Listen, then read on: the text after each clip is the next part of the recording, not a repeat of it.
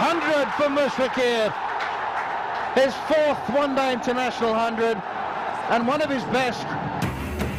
জিম্বাবুয়ের বিপক্ষে প্রথম ওয়ানডেতে মুশফিকের সেঞ্চুরি। টাইগারদের দেয়া 274 রানের টার্গেটে ব্যাট করছে সফরকারীরা। দেশের বিভিন্ন স্থানে যৌথ বাহিনীর অভিযান, মোড়ে মোড়ে তল্লাশি। সারা দেশে জামায়াত বিএনপির 3 শতাধিক সদস্য আটক।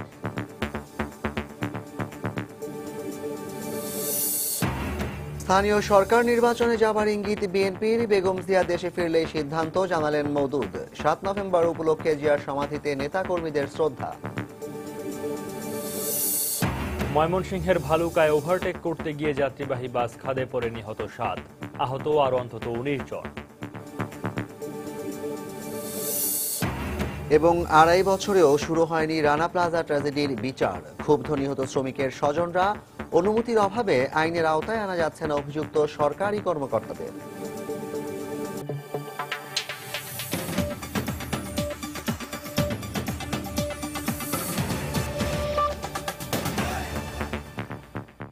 বাংলার সময়ের সঙ্গে আছি আমি জাফর সাদিক এবং আমি সৌমিত্র শুভ্র। শুরুতে বাংলাদেশ ও জিম্বাবুয়ে ওয়ানডে সিরিজ প্রসঙ্গ। মুশফিকুর রহিমের দুর্দান্ত সেঞ্চুরিতে 3 ম্যাচ সিরিজের প্রথম ওয়ানডেতে জিম্বাবুয়েকে 274 রানের টার্গেট দিয়েছে স্বাগতিক বাংলাদেশ। জবাবে জয়ের লক্ষ্যে এখন ব্যাট করছে জিম্বাবুয়ে। শেষ খবর পাওয়া পর্যন্ত অতিথিদের 1 উইকেটে সংগ্রহ 44 রান। মিরপুরের শেরেবাংলা জাতীয় ক্রিকেট স্টেডিয়ামে টস হেরে ব্যাট করতে নেমে শুরুতেই ধাক্কা খায় স্বাগতিকরা। দলীয় 2 রানে আউট হন লিটন দাস। এরপর ব্যক্তিগত 9 আর দলীয় 30 রানে আউট হন মাহমুদুল্লাহ। এতে কিছুটা চাপে পড়া দলকে টেনে তোলার চেষ্টা করেন অভিজ্ঞ তামিম ও মুশফিকুর রহমান। তারা দুজনে 70 রান যোগ করার পর তামিম ইকবাল আউট হন ব্যক্তিগত 40 রানে। বিশ্বসেরা অলরাউন্ডার সাকিব আউট হন 16 রানে। দলীয় 133 রানে 4 উইকেট হারানোর পর দারুণভাবে দলের হাল ধরেন মুশফিক ও সাব্বির। এক পাশ আগলে রেখে ক্যারিয়ারের 4র্থ সেঞ্চুরি তুলে নেন মুশফিকুর রহিম। তবে 5ম উইকেটে মুশফিকের সঙ্গে 109 রানের জুটি গড়ে সাব্বির আউট হন ক্যারিয়ার সেরা 57 রানে। তারপরই অবশ্য ছন্দপতন হয় টাইগারদের ব্যাটিং লাইন আপে। মুশফিক 107 রানের আউট হওয়ার পর অধিনায়ক মাশরাফি ও সানির ছোট ছোট সংগ্রহে প্রতিপক্ষকে চ্যালেঞ্জিং টার্গেট দেয় বাংলাদেশ। গেল অস্ট্রেলিয়া বিশ্বকাপে বাংলাদেশ ও ভারতের কোয়ার্টার ফাইনাল ম্যাচের বিতর্কিত আম্পায়ার আলিমদার এই ম্যাচে বিদেশি আম্পায়ার হিসেবে দায়িত্ব পালন করছেন।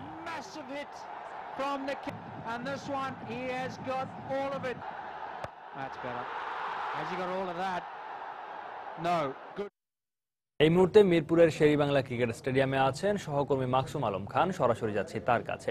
মাকসুম, দর্শকদের কাছে কেমন দেখছেন? দর্শকদের জয়ের প্রত্যাশা কেমন?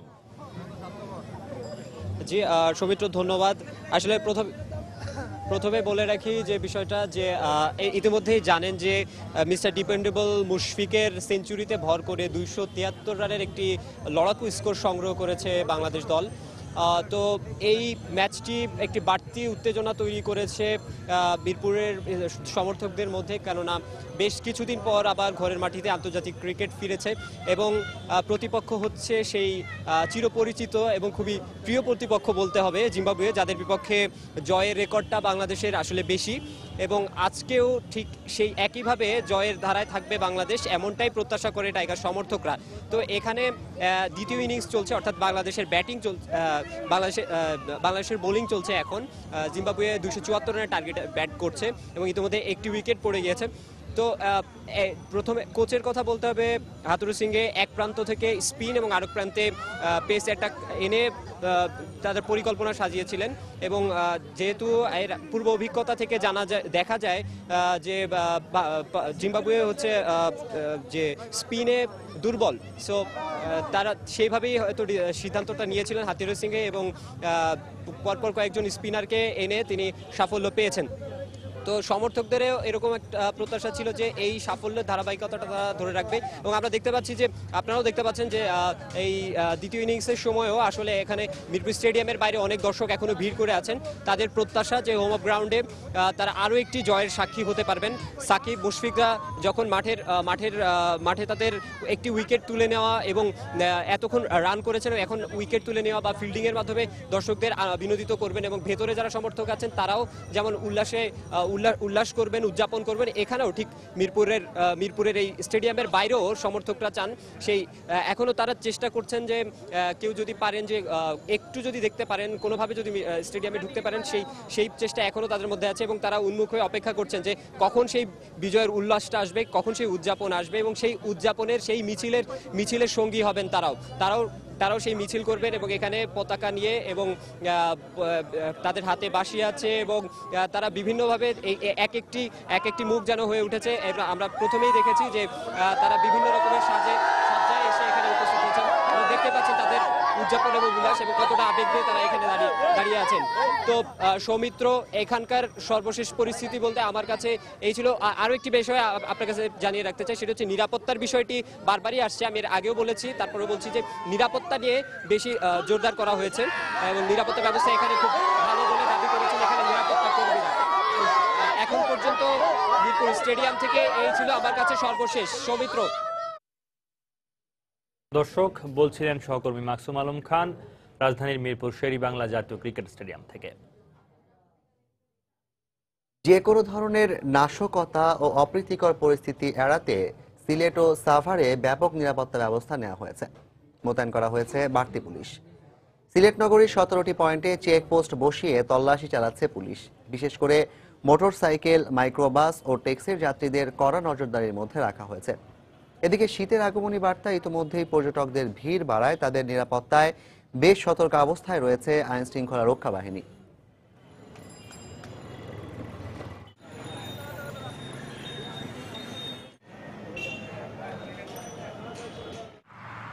এদিকে আশুলিয়ার শিল্প পুলিশ খুনের 4 দিন পর বারুইপাড়া এলাকায় আবারও পুলিশের চেকপোস্ট বসানো হয়েছে। শিল্পাঞ্চলের বিভিন্ন স্থাপনায় অতিরিক্ত পুলিশ মোতায়েন করা হয়েছে। গত 3 দিন সেখানে বিভিন্ন তদন্ত সংস্থা ও আইন শৃঙ্খলা রক্ষা বাহিনীর সদস্যদের আনাগোনা থাকলেও অনেকটা জনশূন্য হয়ে পড়েছে এলাকাটি।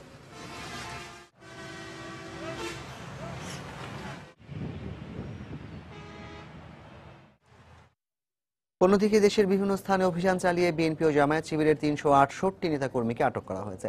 পাশাপাশি দেশের বিভাগীয় শহরগুলোতে জোরদার করা হয়েছে ব্যাপক নিরাপত্তা ব্যবস্থা। পুলিশ জানায়, গতকাল রাত থেকে আজ সকাল পর্যন্ত বগুড়ার বিভিন্ন স্থানে অভিযান চালিয়ে বিএনপি ও জামায়াত শিবিরের 15 নেতাকর্মী সহ 75 জনকে আটক করা হয়েছে।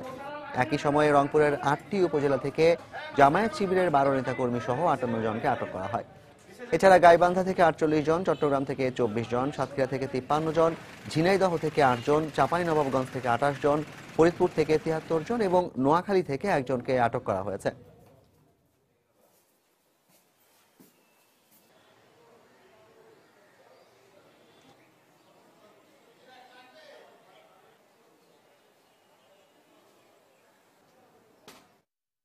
বিভিন্ন সময় ব্লগার হত্যায় জড়িতদের শনাক্ত করা হয়েছে এবং পর্যায়ক্রমে তাদের বিচারের আওতায় আনা হবে বলে জানিয়েছেন স্বরাষ্ট্রমন্ত্রী আসাদুজ্জামান খান কামাল। সকালে জাতীয় প্রেস ক্লাবে এক স্মরণ সভায় তিনি একথা বলেন। এ সময় যুদ্ধাপরাধীদের বিচার বানচাল করতেই পরিকল্পিতভাবে দেশের বিভিন্ন স্থানে নাশকতার ঘটনা ঘটছে বলে মন্তব্য করেন তিনি। 3টি মামলার ইতিমধ্যে 2টি মামলা চার্জশিট দিয়ে চার্জশিটের পরে বিচার কার্য শুরু হয়ে গেছে। আরেকটি মামলা চার্জশিটে কিছু এই অল্প কয়েকদিনের মধ্যে আমরা চিহ্নিত করে ফেলেছি। আমরা সন্দেহভাজন ব্যক্তিদেরকে অনেকেই ধরেছি এবং বাকিগুলোকে আমরা ধরব। এই 2টি হত্যা মামলার এখনো আমাদের চার্জশিট দেওয়ার বাকি রয়েছে, সেগুলো আমরা পর্যায়ক্রমে আমরা দিতে চলছি। দেশীয় এবং আন্তর্জাতিক চক্রান্তের মাধ্যমে এই দেশি বিদেশি হত্যাগুলি হচ্ছে, এর একই সুতায় গাঁথা, এরা সবাই এক। খাদ্যমন্ত্রী অ্যাডভোকেট কামরুল ইসলাম বলেছেন, কোনো রাজনৈতিক দল বা রাজনৈতিক ব্যক্তিত্বকে ঘায়েল করার অভিপ্রায় বর্তমান সরকারের নেই। সন্ত্রাসীদের বিরুদ্ধেই বর্তমান সরকারের অভিযান। সকালে শিল্পকলা একাডেমিতে এক আলোচনা সভায় তিনি বক্তব্য রাখেন। এ সময় আওয়ামী লীগের সভাপতি মণ্ডলীর সদস্য অ্যাডভোকেট সাহারা খাতুন উপস্থিত ছিলেন। রাজনৈতিক প্রতিপক্ষকে ঘায়েল করার কোন অভিপ্রায় বর্তমান সরকারের নাই।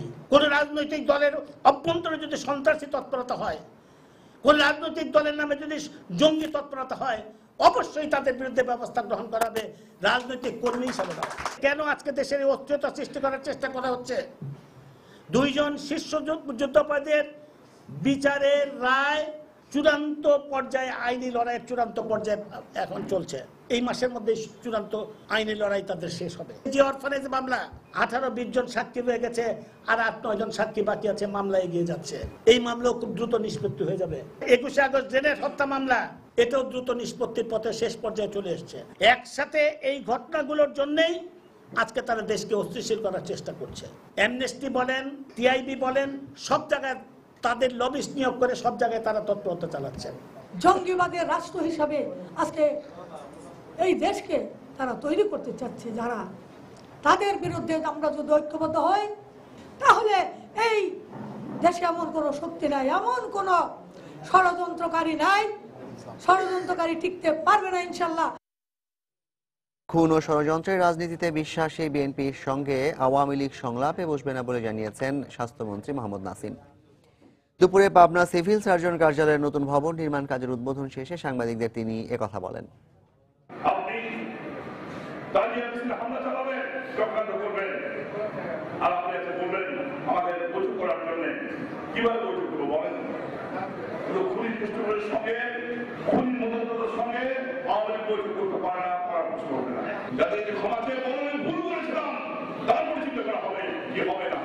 বাংলাদেশের মানুষের সঙ্গে বৈঠক হবে, সংলাপ হবে ইনশাআল্লাহ।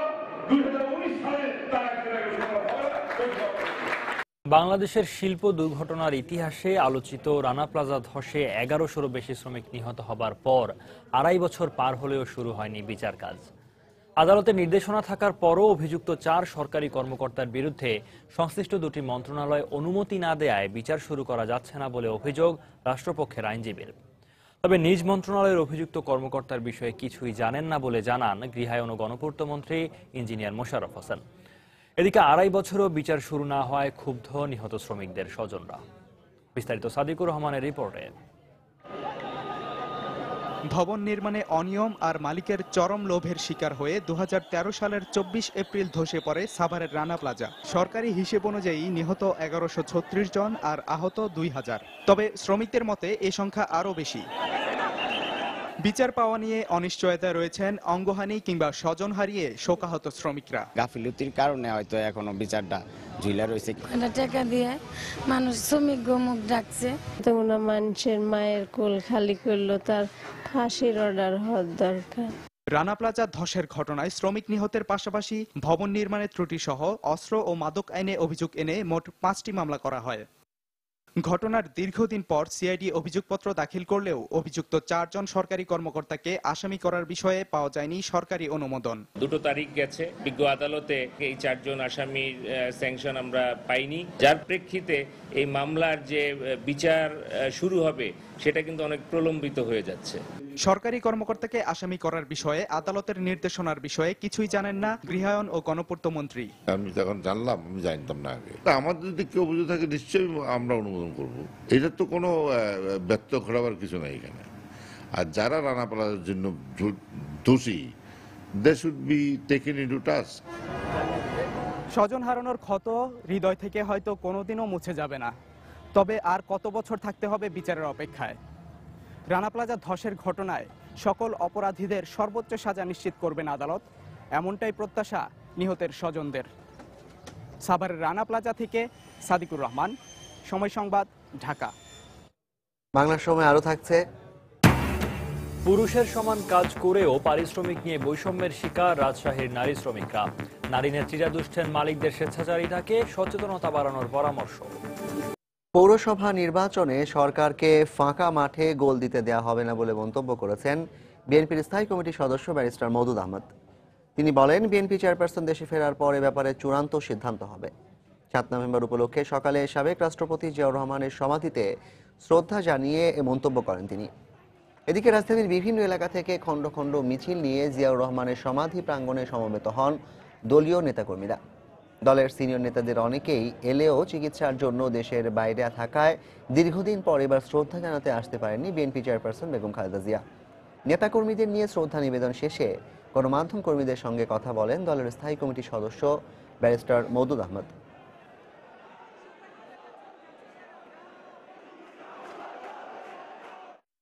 এখন দেশে গণতন্ত্র নাই, রাজনীতিও নাই, যেটা আছে সেটা অত্যন্ত নিয়ন্ত্রিত।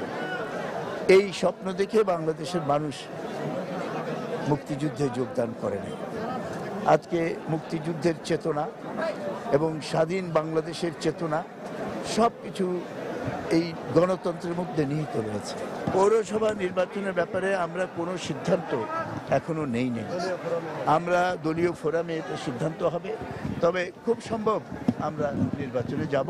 তবে এটা নির্ভর করবে বেগম খালেদা জিয়া ফিরে আসার পরে আনুষ্ঠানিক সিদ্ধান্তের মাধ্যমে সেটা সবাইকে জানানো। পুলিশের বাধার মুখে চট্টগ্রামে জাতীয় বিপ্লব ও সংহতি দিবসে সাবেক রাষ্ট্রপতি জিয়াউর রহমানের স্মৃতি বিজড়িত স্থান বিপ্লব উদ্যানে ফুল দিতে পারেনি বিএনপি। তবে দেশের বিভিন্ন স্থানে নানা আয়োজনের মধ্য দিয়ে পালিত হচ্ছে দিবসটি।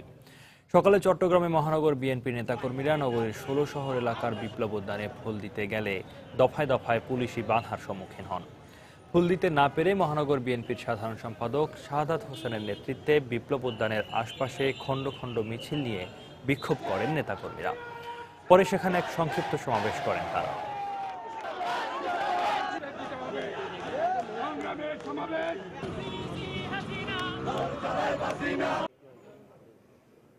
এদিকে রাজশাহী নগরীর সাহেব বাজার এলাকার ভুবন মোহন পার্কে জাতীয় ও দলীয় পতাকা উত্তোলনের মধ্য দিয়ে দিবসটির আনুষ্ঠানিক উদ্বোধন করেন বিএনপির যুগ্ম মহাসচিব মিজানুর রহমান মিনু। এ সময় ফেস্টুন ও পায়রা উড়িয়ে দিনের কার্যক্রম শুরু করেন তিনি। এছাড়া যশোর ও বাগেরহাটে দিবসটিকে কেন্দ্র করে আলোচনা সভার আয়োজন করে জেলা বিএনপি। বেগম খালেদা জিয়ার নির্দেশে এই দুই বিদেশি নাগরিককে হত্যার পর দেশে গুপ্ত হত্যা চালানো হচ্ছে বলে অভিযোগ করেছেন রেলমন্ত্রী মুজিবুল হক। সকালে গাজীপুরের টঙ্গী বনমালা রেল ক্রসিংয়ে ফ্লাশিং লাইট এবং ওয়ার্নিং বেল প্রযুক্তি স্থাপনের কাজ উদ্বোধন শেষে সাংবাদিকদের তিনি কথা বলেন। হরতাল এবং অবরোধ জনগণের কাছে গ্রহণযোগ্যতা অর্জন করে নাই, বরঞ্চ তিনি শতভাগ ব্যর্থ হয়েছেন। এখন বিদেশে গিয়ে সেখান থেকে তিনি বিদেশি লোকদেরকে হত্যা করার জন্য ষড়যন্ত্র করে যাচ্ছেন এবং গুপ্ত হত্যার জন্য ইন্ধন দিয়ে যাচ্ছেন। বেগম খালেদা জিয়া তার সাথে যারা রাজনীতি করে তারা জামাত শিবির স্বাধীনতা বিরোধী, জামাত শিবির স্বাধীনতা বিরোধীদেরকে তিনি উস্কানি দিয়ে দেশের নৈরাজ্য, ধ্বংসাত্মক কর্মকাণ্ড, নাশকতামূলক কর্মকাণ্ড চালিয়ে যাচ্ছেন। ময়মনসিংহের ভালুকায় যাত্রীবাহী বাস নিয়ন্ত্রণ হারিয়ে খাদে পড়ে 7 জন নিহত হয়েছেন। এর মধ্যে ঘটনাস্থলেই মারা যান 2 জন। পরে গুরুতর অবস্থায় হাসপাতালে নেয়ার পথে আরও 4 জনের মৃত্যু হয়। এছাড়া চিকিৎসাধীন অবস্থায় আরও 1 জন মারা যান। এখন পর্যন্ত 19 জন হাসপাতালে চিকিৎসাধীন রয়েছেন। এই ঘটনায় বাসের চালকের বিরুদ্ধে আইনানুগ ব্যবস্থা নেয়ার আশ্বাস দিয়েছে স্থানীয় প্রশাসন। সায়েমা কন্দের তোলা ছবি নিয়ে হারুনুর রশিদের রিপোর্ট।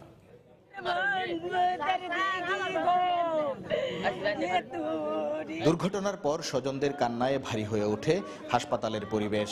পুলিশ ও স্থানীয়রা জানায়, শনিবার ভোর 6:30টার দিকে ঢাকা ময়মনসিংহ মহাসড়কের ভালুকার মেহেরাবাড়ি এলাকায় নেত্রকোনা থেকে ঢাকাগামী FM পরিবহনের একটি যাত্রীবাহী বাস অপর একটি যাত্রীবাহী বাসকে ওভারটেক করতে গিয়ে নিয়ন্ত্রণ হারায়। এ সময় রাস্তার পাশে দাঁড়িয়ে থাকা বালু ভর্তি একটি ট্রাককে ধাক্কা দিলে ট্রাক ও বাস দুটোই পাশের খাদে পড়ে যায়। বাবা কোনা ভাই আমি মুতালেক রে FM গাড়িটা মাইরা দিচ্ছে আর কি, খারা গাড়িটার মধ্যে পিছন দিয়া মাইরা পরে ওই গাড়িটাও পড়ছে, ট্রাকটাও পড়ে আছে নামা। খবর পেয়ে পুলিশ ও ফায়ার সার্ভিসের কর্মীরা স্থানীয়দের সহায়তায় ঘটনাস্থল থেকে হতাহতদের উদ্ধার করে হাসপাতালে পাঠায়। আমরা সাথে সাথে 4 জন ভিকটিমকে বালুকা উদ্ধার করে বালুকা সদর হাসপাতালে প্রেরণ করি এবং 2 জন মৃত ভিকটিমকে এখানে উদ্ধার করে সাথে সাথে পুলিশের কাছে হ্যান্ডওভার করি। বাসে থাকা প্যাসেঞ্জার মধ্যে এ পর্যন্ত 7 জন লোক মারা গেছে। তাকে যে চালক তার বিরুদ্ধে আমরা মামলা নেওয়ার জন্য আইনগত ব্যবস্থা নেব। এদিকে ঘটনাস্থল পরিদর্শন করে স্থানীয় প্রশাসনের কর্মকর্তা মৃতদের পরিবারকে আর্থিক সহায়তা দেওয়ার আশ্বাস দেন। জেলা প্রশাসক মহোদয়ের নির্দেশনা আছে তৎক্ষণাৎভাবে দাফন কাফন এবং লাশ পরিবহনের জন্য যদি কেউ আবেদন করে বা আমাদের সহযোগিতা চায় আমরা প্রশাসন থেকে আর্থিক সহযোগিতা দেওয়ার একটা বিধান আছে। দুর্ঘটনায় হতাহতদের সবাই বাস যাত্রী বলে জানিয়েছে পুলিশ, যাদের বেশিরভাগই ত্রিশাল ও ভালুকার বাসিন্দা বলে জানা গেছে।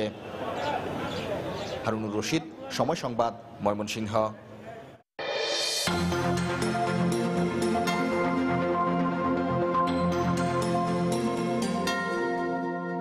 দুর্ঘটনা প্রতিরোধে স্থাপিত অচিহ্নিত গতিরোধকই সম্প্রতি গাজীপুরের বিভিন্ন সড়কে দুর্ঘটনার কারণ হয়ে দাঁড়াচ্ছিল। এ অবস্থা থেকে উত্তরণে সব গতিরোধক সাদা রঙে চিহ্নিত করছে স্থানীয় সরকার প্রকৌশল বিভাগ। আর কাইজেন ধারণার ভিত্তিতে এই পদক্ষেপে সড়কে যানবাহন চলাচল নির্বিঘ্ন হচ্ছে বলে জানালেন জেলার বাসিন্দারা। গাজীপুর ঘুরে প্রিন্স আরেফিনের তোলা ছবিতে সৌমিত্র শুভ্র রিপোর্ট।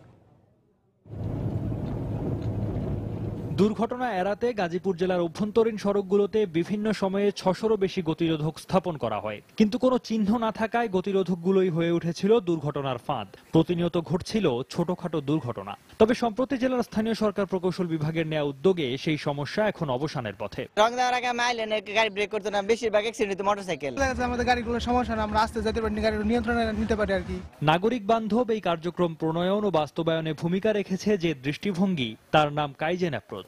জাপানি শব্দ কাইজেন এর অর্থ ভালোর জন্য পরিবর্তন। প্রশাসনের বিভিন্ন পর্যায়ের সংশ্লিষ্ট কর্মীদের অংশগ্রহণে সমস্যা চিহ্নিত করে সমাধানের কার্যকর উপায় নির্ধারণ ও তা বাস্তবায়নই এ ধারণার মূল কথা। এর আলোকে improvement in public services through total quality management বা IPS-TQM শীর্ষক কর্মশালা গাজীপুর LGEDর প্রাতিষ্ঠানিক কাঠামোর কাজের ধরন পাল্টে দেয়। গাজীপুর জেলার বেশিরভাগ সড়কের স্পিড ব্রেকার মার্কিং করা হয়ে গেছে ইতোমধ্যেই। যেগুলো বাকি রয়েছে সেগুলো এই ডিসেম্বর নাগাদ শেষ হয়ে যাবে এবং এর ফলে গাজীপুর জেলার সড়কগুলো যানবাহন এবং যাত্রীদের জন্য নিরাপদ হয়ে উঠবে বলে মনে করছেন LGEDর দায়িত্বপ্রাপ্ত কর্মকর্তারা। নির্বাহী প্রকৌশলী বললেন, সবাই মিলে চেষ্টা করলে সুপরিবর্তন সম্ভব। যত স্পিড ব্রেকার আছে আমাদের সেগুলো যেন আমরা করে ফেলতে পারি, তাহলে লোকজন আগে থেকে ওয়ার্নিং পাবে। আমরা আমাদের অফিসটাকে অটোমেশনে নিয়ে চলে আসবো। আগে ছিল পরিকল্পনা, এখন আমরা এটা মনে হচ্ছে যে বাস্তব রূপদান করা সম্ভব। আসলে কাইজেন মেথডটা আমূল একটা পরিবর্তন এটা আনছে। প্রশাসনের সব স্তরের কার্যক্রমে কাইজেন ধারণার প্রয়োগ সেবাদানের ক্ষেত্রে আমূল পরিবর্তন আনবে বলেও মনে করেন জেলার স্থানীয় সরকার প্রকৌশল বিভাগের শীর্ষ এই কর্মকর্তা। সৌমিত্র শুভ্র, সময় সংবাদ, গাজীপুর। সিলেটে চাঞ্চল্যকর শিশু রাজন হত্যা মামলার রায় আগামীকাল রোববার ঘোষণা করা হবে। মহানগর দায়রা জজ আদালতের বিচারক এই রায় ঘোষণা করবেন। গত 8 জুলাই সিলেট শহরতলির কুমারগাঁও এলাকায় শিশু রাজনকে চোর সাজিয়ে পিটিয়ে হত্যা করা হয়। দেশ বিদেশে আলোড়ন সৃষ্টিকারী ওই ঘটনায় ওই দিনই রাজনের বাবা শেখ আজিজুল আলম বাদী হয়ে জালালাবাদ থানায় 13 জনকে আসামি করে একটি মামলা দায়ের করেন।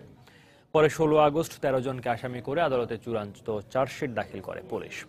এবার 22 সেপ্টেম্বর শুরু হয় মামলার বিচার কাজ। পরে 1 অক্টোবর থেকে 27 অক্টোবর পর্যন্ত মামলার সাক্ষী ও যুক্তিতর্ক শেষে আগামীকাল মামলার রায় ঘোষণার তারিখ নির্ধারণ করেন মহানগর দায়রা জজ আদালতের বিচারক।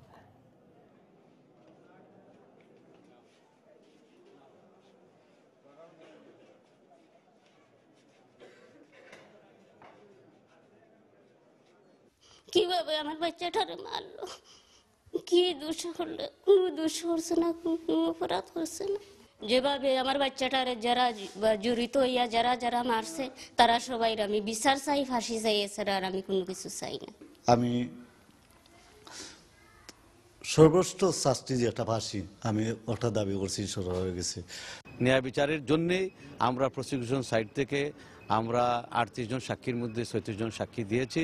আমরা প্রমাণ করতে সক্ষম হয়েছি, সম্পূর্ণভাবে শতভাগ প্রমাণ করতে আমরা সক্ষম হয়েছি। এই মামলায় সর্বোচ্চ শাস্তি আমরা মৃত্যুদণ্ড দাবি করেছি।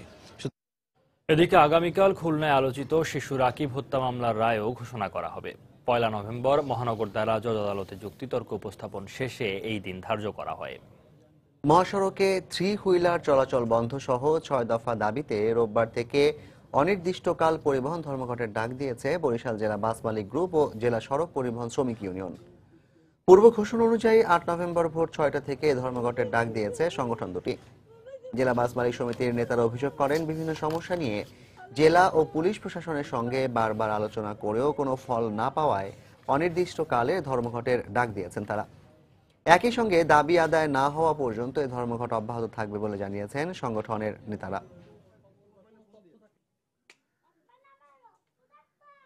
সাথে জেলা প্রশাসন পুলিশ প্রশাসনের সাথে বসেছে, কিন্তু তারা আশ্বাস দিয়েছে, কিন্তু অদ্যাবধি কোনো ব্যবস্থা নেয় নাই, বাস্তব কোনো পদক্ষেপ নেয় নাই। নিলেও যেসব পদক্ষেপ নিয়েছে তাতে কার্যকরী কোনো ফল হয়নি। বিধায় এবার আমরা নির্ধারণ করেছি এবার আমাদের এই বাস্তব পদক্ষেপ না নেওয়া পর্যন্ত অথবা কার্যকরী কোনো ব্যবস্থা না নিলে আমরা আমাদের আন্দোলন চলে যাব।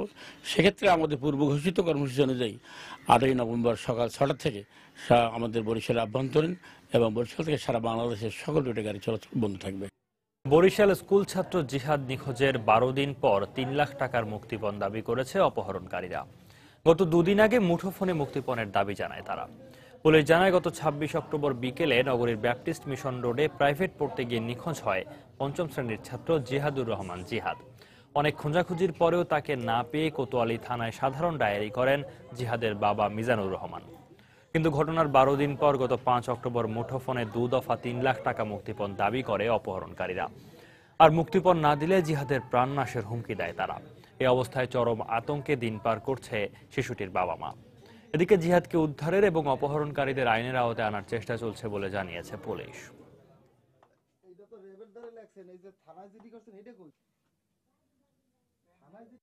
রাত্র 12:30টার দিকে আমার কাছে ফোন আসছে, 3 লাখ টাকা নিয়ে আসো, তোমার ছেলেকে ফেরত দেবো। ঠিকানা বলে নাই, নামও বলে নাই, নাইলে ইন্ডিয়ার বর্ডারে নিয়ে যাব 3 ঘন্টার ভিতরে না আসলে। তারপরে পরের দিন দুপুর 1টার সময় ফোন দিয়ে বলে, তোমার ছেলেকে বেনাফল ফালাই গেছে, কিডনি নিয়েছে। টাইমের মধ্যে তুমি যদি টাকা না দাও তাহলে ছেলে পাবা না, টাকা দিলে ছেলে পাবা। কিন্তু আমি কেছি ঠিক আছে, আপনার ছেলের সাথে আমরা পরিচয় করে দেন বা একটু কথা বলেন, আমি আপনার টাকা দেবো। ওই ছেলে অজ্ঞান অবস্থায় আছে, তার ইঞ্জেকশন দেওয়া আছে, সে বেহুশ। নিখোঁজের পরবর্তী সময়ে মুক্তিপণ চাওয়ার বিষয়টি আমরা ইতিমধ্যে অবগত হয়েছি। এ ব্যাপারে আমরা কাজ করছি। আশা করি অচিরেই এই চক্রের সাথে জড়িতদের গ্রেপ্তারপূর্বক যথাযথ আইনি পদক্ষেপ আমরা গ্রহণ করতে পারব। বগুড়ায় অবৈধভাবে গড়ে ওঠা স্থাপনা উচ্ছেদে অভিযান চালিয়েছে ভ্রাম্যমাণ আদালত। দুপুরে ঢাকা রংপুর মহাসড়কের বগুড়া ও বনানী এলাকায় এই অভিযান চালানো হয়। নির্বাহী ম্যাজিস্ট্রেট হাবিবুল হাসান রুমির নেতৃত্বে চলা অভিযানে 50টি অবৈধ স্থাপনা উচ্ছেদ করা হয়। এ সময় 9টি অবৈধ স্থাপনার মালিকের কাছ থেকে 10,000 টাকা জরিমানা করা হয়। এই উচ্ছেদ অভিযান অব্যাহত থাকবে বলে জানিয়েছে জেলা প্রশাসন।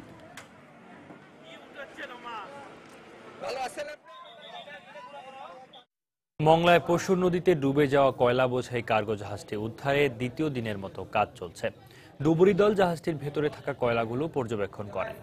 উদ্ধারকারী প্রতিষ্ঠান নারায়ণগঞ্জের ভাই ভাই স্যালভেজের ম্যানেজার মাহবুবুর রহমান জানান, বেলা 11টার দিকে ডুবুরি দল ডুবন্ত জাহাজটির ভেতরে থাকা কয়লাগুলো কি অবস্থায় রয়েছে তা পর্যবেক্ষণ কাজ শুরু করেন।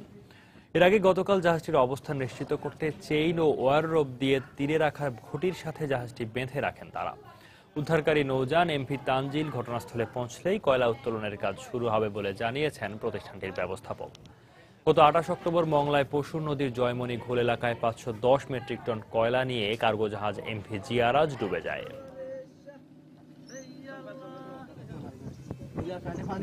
পুরুষের সমান কাজ করেও রাজশাহী অঞ্চলের নারী শ্রমিকরা সমান পারিশ্রমিক পান না। নারীদের স্বেচ্ছাচারী মনোভাবের কারণে এমন বৈষম্য তৈরি হয়েছে বলে জানিয়েছেন নারী নেত্রীরা। আর বিশেষজ্ঞরা বলছেন, সামাজিক সমস্যা সমাধানে সরকারি বেসরকারি উদ্যোগের পাশাপাশি সবার সচেতনতা বাড়ানোর বিকল্প নেই। মাহমুদ রাকিবের সহায়তায় আব্দুল সালামের ছবিতে সাইফুর রহমান রকির রিপোর্ট। 300 ছেলেদের দেয় আর মেয়েদের 250 টাকা দেয়, একই সমান কাজ করতে হয়। এভাবে নিজের কষ্টের কথা বর্ণনা করছিলেন রাজশাহীর কাশিয়াডাঙ্গা এলাকার রাশেদা খাতুন। জীবিকার তাগিদে 15 বছর ধরে নারী শ্রমিক হিসেবে কাজ করছে পুরুষ শ্রমিকের সাথে কাঁধে কাঁধ মিলিয়ে কাজ করে গেলেও তিনি কখনোই পাননি সমান মজুরি। তার মতো অধিকাংশ নারী শ্রমিকের অবস্থা একই। বিভিন্ন অজুহাতে তাদের বঞ্চিত করা হয় ন্যায্য মজুরি থেকে। কাজের কিন্তু যে কম করবো মহিলা বলে সেটা কিন্তু করে নেয় না, কিন্তু মজুরি তো ঠিকই কম পাই। ওদের মতন যদি আমরা অর্ধেক পেতাম তাও তো আমাদের ভালো হতো, কিন্তু ওটা তো আমরা পাই না। অবশ্য নারী শ্রমিকদের এমন বৈষম্যের জন্য সামাজিক দৃষ্টিভঙ্গিকে দায়ী করেছেন এই নারী নেত্রী। নারী পুরুষের সমতার জায়গাটায় যেতে পারিনি, এটা দৃষ্টিভঙ্গি পরিবর্তন হয়েছে যদিও, তবুও এখনো অভাব আছে। মালিকরা একটু তুচ্ছ তাচ্ছিল্যই নারী শ্রমিকদের করে। তবে সংকট উত্তরণে সরকারের পাশাপাশি বেসরকারি পর্যায়ে উদ্যোগ বাড়ানোর তাগিদ বিশেষজ্ঞদের। সরকার এবং বেসরকারি সবাই মিলে নারীদের যে একটা বিরাট যে একটা ভূমিকা রয়েছে বাংলাদেশে উন্নয়নে, সেটা স্বীকার করা এবং সেখানে কি কি করা যায় সরকারের কাছে আমাদের দাবি। রিসোর্স দিয়ে ওটা ব্যাক করতে হবে, না হলে কিন্তু ওই প্ল্যানের মতনই থেকে যায়। আর নারী ও পুরুষ শ্রমিকের সমান মজুরি ও মর্যাদা নিশ্চিত করতে আইন করার পরামর্শ নারী অধিকার নিয়ে কাজ করা সংগঠনগুলোর। সাইফুর রহমান রকি, সময় সংবাদ, রাজশাহী। কুমিল্লায় জনপ্রশাসন মন্ত্রণালয়ের সিনিয়র সহকারী সচিবের ব্যক্তিগত গাড়ি থেকে বিপুল পরিমাণ ফেন্সিডিল সহ চালককে আটক করেছে হাইওয়ে পুলিশ। হাইওয়ে পুলিশ জানায়, ভোরে ঢাকা চট্টগ্রাম মহাসড়কের কুমিল্লার চান্দিনা উপজেলার খাদঘর এলাকায় তল্লাশি চালানো হয়। এ সময় জনপ্রশাসন মন্ত্রণালয়ের সিনিয়র সহকারী সচিব মোহাম্মদ আব্দুল হাক্কানির ব্যক্তিগত গাড়ি থেকে ৩০০ বোতল ফেন্সিডিল সহ চালক আবুল বাশারকে আটক করা হয়। তবে ফেন্সিডিল বহনের সময় সচিব গাড়িতে ছিলেন না।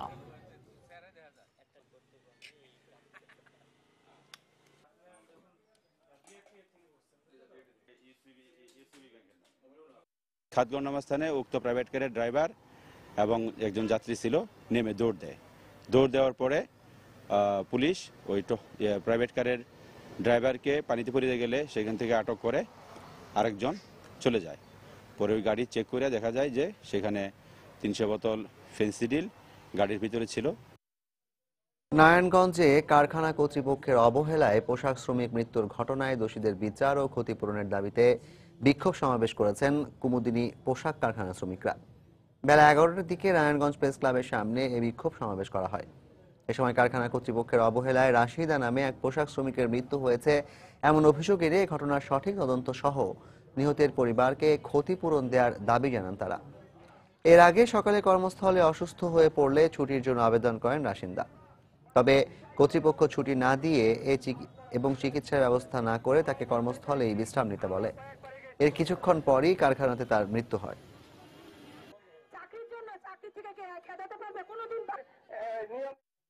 চট্টগ্রামে ৬ নবজাতকের জন্ম দিয়েছেন এক মা। এদের মধ্যে ৪ জন মারা গেছে। চিকিৎসক ও স্বজনরা জানান, সকাল ৯টার দিকে নগরীর জেমিসন রেড ক্রিসেন্ট মাতৃসদন হাসপাতালে ৬ নবজাতকের জন্ম দেন রাফিয়া আনোয়ারা নামে এক মা। ৬টি শিশুর মধ্যে একজন মৃত অবস্থায় এবং বাকি ৫ জন জীবিত জন্ম নিয়েছিল বলে জানিয়েছেন চিকিৎসক। পরে এদের মধ্যে আরও ৩ শিশু মারা যায়। বাকি ২ জনকে উন্নত চিকিৎসার জন্য চট্টগ্রাম মেডিকেল কলেজ হাসপাতালের শিশু বিভাগে ভর্তি করা হয়েছে।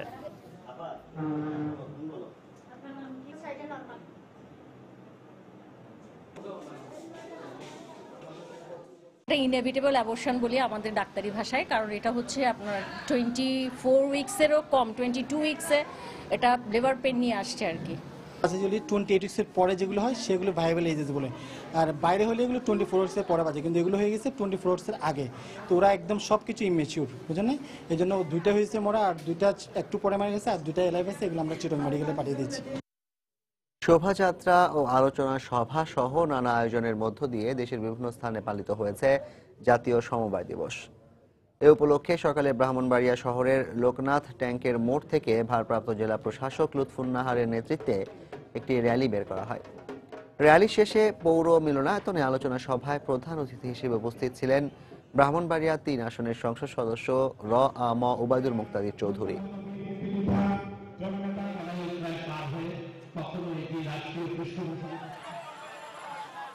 কুড়িগ্রামে জেলা সমবায় দপ্তরের উদ্যোগে বর্ণাঢ্য র্যালি বের করা হয়। র্যালিটি বিভিন্ন সড়ক ঘুরে টাউন হল চত্বরে গিয়ে শেষ হয়। পরে সেখানে আলোচনা সভা অনুষ্ঠিত হয়।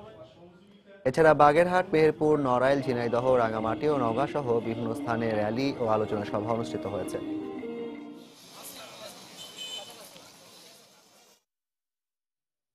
বাংলার সময়ের শীর্ষ সংবাদগুলো জানিয়ে দিচ্ছি আরেকবার। 100 for Mushrikir, his 4th one-day international 100 and one of his best. জিম্বাবুয়ের বিপক্ষে প্রথম ওয়ানডেতে মুশফিকের সেঞ্চুরি। 274 রানের টার্গেটে ব্যাট করতে নেমে টাইগারদের বোলিং তোপে ছন্ন ছাড়া সফরকারীরা। দেশের বিভিন্ন স্থানে যৌথ বাহিনীর অভিযান, মোড়ে মোড়ে তল্লাশি। সারা দেশে জামায়াত বিএনপির 3 শতাধিক সদস্য আটক।